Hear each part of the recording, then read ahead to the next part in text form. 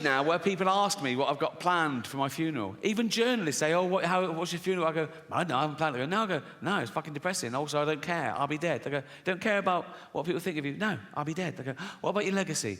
Fuck my legacy. You can't plan your legacy. I think of all these people who died thinking they'd be loved forever. Eminent people going, there is a statue of me in the town square. And now they're pulling down the statues, aren't they? Going, pull down this fucking statue. Why? He was a slave trader. Pull down the fucking statue. He built the hospital. Should we pull that down? No, leave the hospital. Leave the hospital.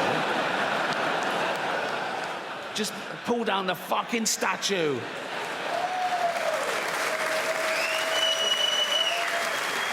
Pull down the statue and dump it in the canal. He built the canal as well. It doesn't matter, just pull down the fucking statue. I don't think you should whitewash history. If you find out something new, add to it. Like if there's a statue and it's got Lord Whimsy, trader, philanthropist, add bit racist. Or one of those blue plaques on a house, go, Sir Robert Spuke lived here. Author, poet, pedo.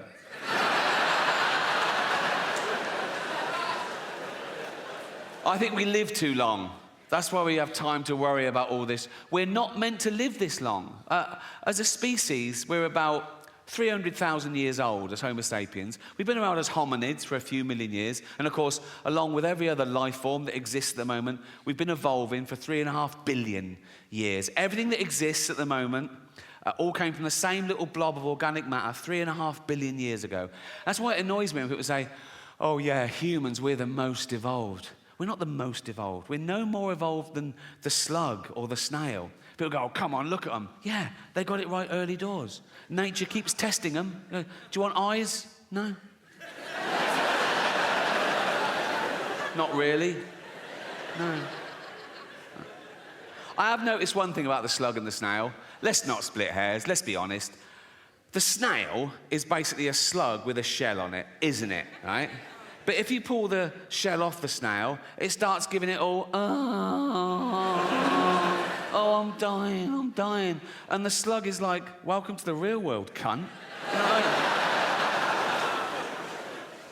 So yeah, we've been around for about 300,000 years. And for most of that time, we had the same life expectancy as every other wild ape, 35, 40, if you're lucky. You're born, you grow, you mate, you're playing with your kids, you get a cut, you go, oh, what's that, dead?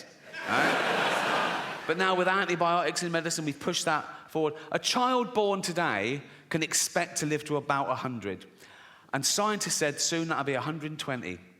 And science also said that in the near future, there's no reason with proper care and attention that human beings won't regularly live to 150 years old, which is amazing until you remember that we get a set number of brain cells, right, which we only lose. You can't get them back. So in the future, there's going to be 15 billion people on the planet, you know. Half of them are going to be over 100, and they're all going to have Alzheimer's. It's going to be like Dawn of the Dead. It's going to be fucking horrible. You know? My auntie died of Alzheimer's. I don't know how you die of Alzheimer's. She forgot to live. Right? And for the last couple of years, she was in her home, and my cousin, her only kid, used to visit her like once a week, and it got more and more depressing because soon she didn't recognize him, and then she didn't know who she was, or, you know, and then she died. And at the funeral, we were sort of reminiscing about the good days, some of the funny, absent-minded things she said and did, and we realized, oh, probably that was the beginning of the disease before it was diagnosed. And this is a true story. Once, my cousin went home from work, and he went in, and she went, your tea's in the oven, I've had mine already. He went, oh, cheers, Mum. And it was like a fish pie, right? He ate the fish pie, and he went, oh, God. And he ran upstairs, vomited, went back down and went, Mum, the fish is off, I've just been really sick. And she said, yeah, it made me really sick.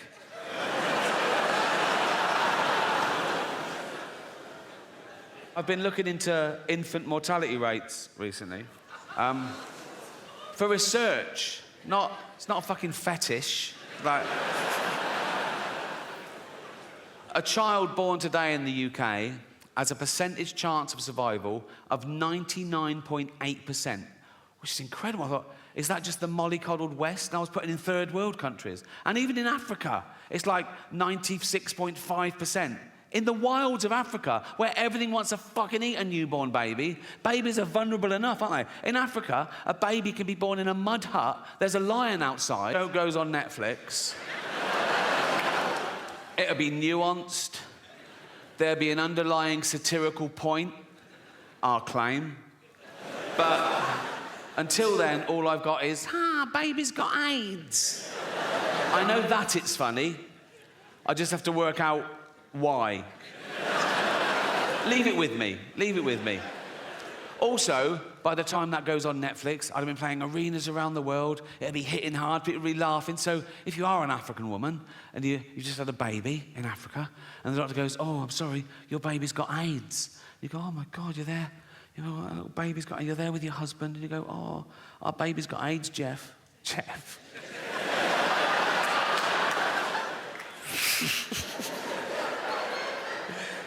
I know, Tracy, I'm gutted too, darling. Our baby's got AIDS. Oh, should we watch some comedy to cheer us up? Yeah. What, Netflix? Yeah. What, Ricky Gervais? Duh. Yeah. And they're sad that their baby's got AIDS, but they're sort of laughing along. Armageddon, And it gets to that bit. Baby's got AIDS. And she goes, oh my God, Jeff, what?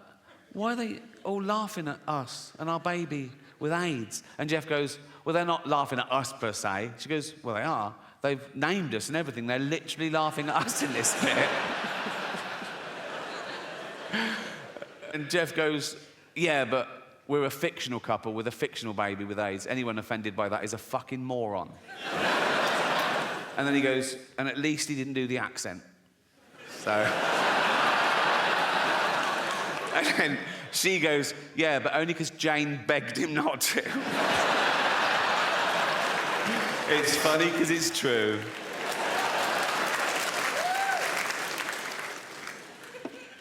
I think we get our sense of humour from our parents, whether we realise it or not, particularly working class kids, particularly from working class mums, because they're busy, they're doing everything. They're keeping men in check, they're bringing up kids, they're going to work, they're saving the world. They haven't got time. They have to frighten their kids into behaving well. They have to go to dark places to shock them into not fucking dying. Do you know what I mean? So, like, if I was little and my mum made my tea, and it wasn't my favourite, it was boiled potatoes instead of chips every day, and I went, I don't like them, my mum would go straight to, of course you do. There's children your age in Africa and they're starving to death, right? And I go, Jesus, all right. You know what I mean? The true story, I was 7 years old, right? And I'd been playing in the park and I came running in and my mum went, Ricky, come here, sit down. There must have been a local pedo incident, right? And my mum went, never go in the toilets in the park again. And I went, why? She knew she couldn't explain paedophilia to a 7-year-old, right? But this is what she came up with. She said, because there's a man going round and he's cutting little boys' willies off.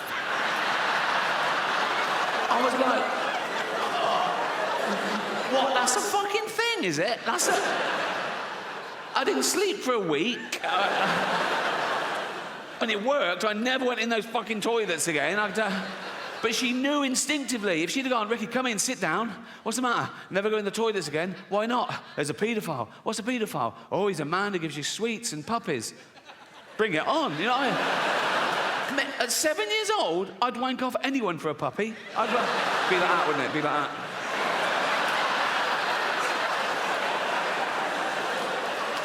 that. No, but maybe you should be told there's a chance that Ricky Gervais might order them. His owner should sit him down, right?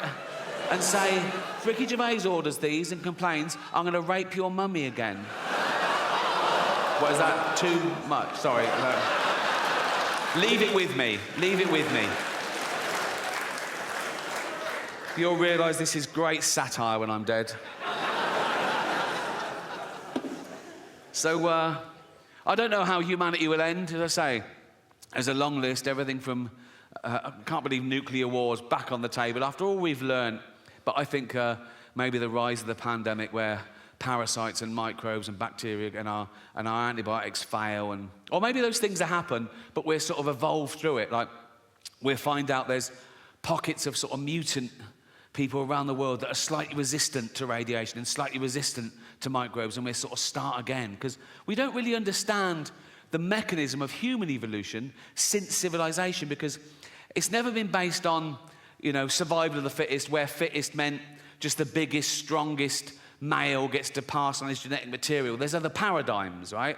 Nature is brutal. Sometimes it is the biggest, strongest male that gets the female, and even then, she has a litter. If there's a runt, she goes, fuck it, kill that, eat it, share it out amongst the rest of us. Now, we don't do that in human society. We go the other way. We spend more time and care and attention on the weak and the vulnerable to give them a chance. Like, if you're a father and you've got 2 kids, you've got little Timmy, who's 6, right? You've got Jack, who's 8, and you go to little Timmy, you go, Timmy, what do you want for Christmas? And he goes, motorised wheelchair. Ah, I promised Jane I wouldn't do the voice, and I fucking forgot. It's too late now, isn't it? What do you want for Christmas, Timmy? Motorised wheelchair. Right, well, they start at $2,000, so fucking hell. What do you want, Jack? Just a tennis racket, please, Dad. Oh, good lad. Oh. How is your tennis? Best in the school. Oh, you... Good. Also a ramp. Fuck me. What, so now we're doing fucking building work at Christmas, are we? Fuck me. Oh, sorry, Jack, can't afford your tennis racket. We've got to spend all the money on a ramp and a motorised wheelchair for this money-grabbing little fucking... Why do you need a motorised one? No arms. That's fair enough. That is fair enough. I can tell some of you feel a bit uncomfortable laughing at little Timmy, who's a little 6-year-old lad. He's got a funny little voice because his chest is all fucked.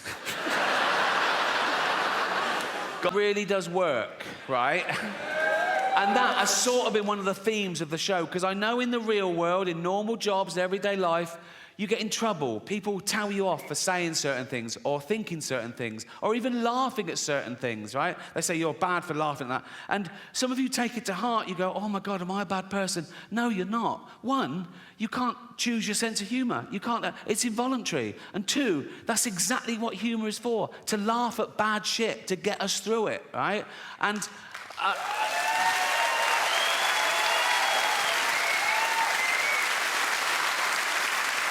And we've established you can't even choose your own thoughts. How often have you been on a train station and you've suddenly thought, what if I just push that bloke? And,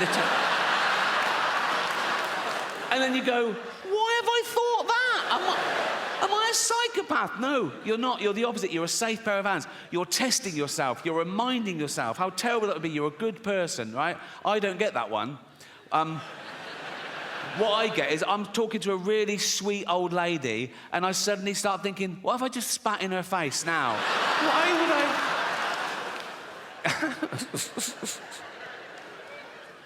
I? Another theme of the show has been words change and I'm woke, haha. But here's the irony. I think I am woke, but I think that word has changed. I think if woke still means what it used to mean, that you're aware of your own privilege, you try and maximise equality, minimise oppression, be anti-racist, anti-sexist, anti-homophobic. Yes, I'm definitely woke.